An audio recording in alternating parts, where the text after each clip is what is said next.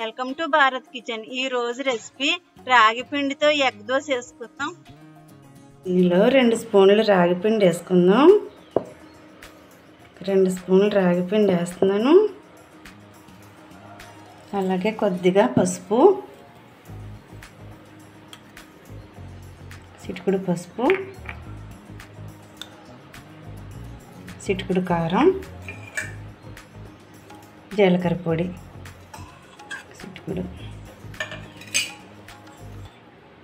చిటికెడు salt, water పోసుకుందాం. బాగా కలిసేంత వరకు కలుపుకుందాం. రాగి పిండి, ఉప్పు, పసుపు, కారం కలిసిపోయింది. ఒక కోడిగుడ్డు వేసుకుందాం.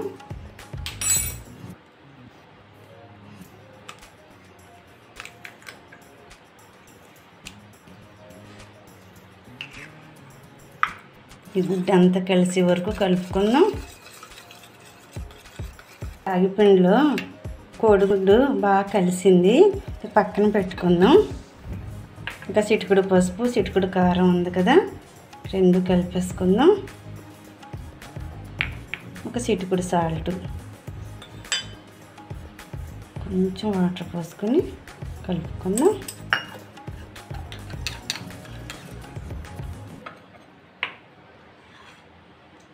ముందుగానే కట్ చేసి పెట్టుకున్నాను క్యారెట్ తురుము, క్యాప్సికమ్, పచ్చిమిర్చి, ఉల్లిపాయ ముక్కలు. ఇప్పుడు మనం దోశ రెడీ చేసుకుందాం. స్టవ్ అంటించుకుందాం. స్టవ్ అంటించి పెనం పెట్టాను. కొద్దిగా ఆయిల్ వేసాను, 1 స్పూను. వేడెక్కింది. మనం కలుపుకున్న రాగి పిండి, కోడిగుడ్డు వేసేస్తున్నాను.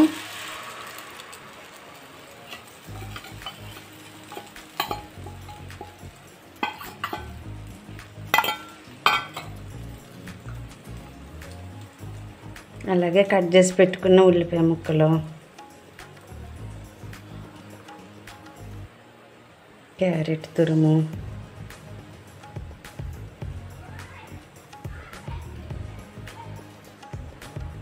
క్యాప్సికమ్, పచ్చిమిర్చి,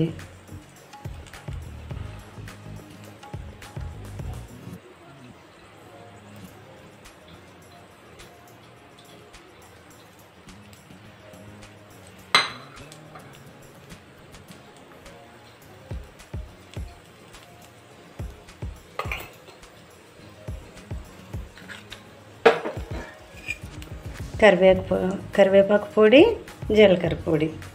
కరివేపాకు పొడి చాలా మంచిది. కరివేపాకు పొడి వేసేస్తున్నాను.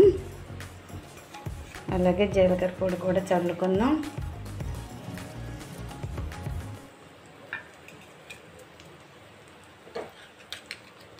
ఉప్పు, పసుపు, కారం,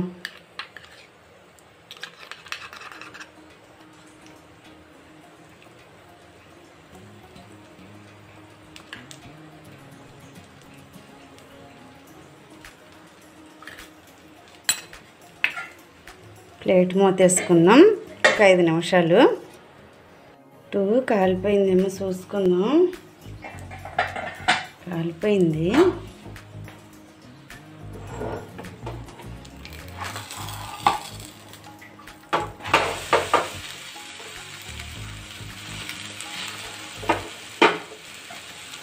ఒక 2 నిమిషాలు మూత పెట్టుకుందాం.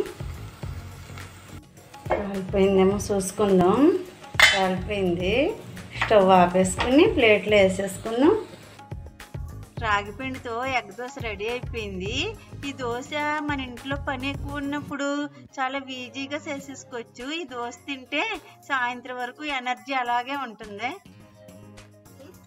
ఈ వీడియో మీకు నచ్చినట్లయితే లైక్ చేయండి, షేర్ చేయండి, సబ్స్క్రైబ్ చేసి బెల్ ఐకాన్ క్లిక్ చేయండి.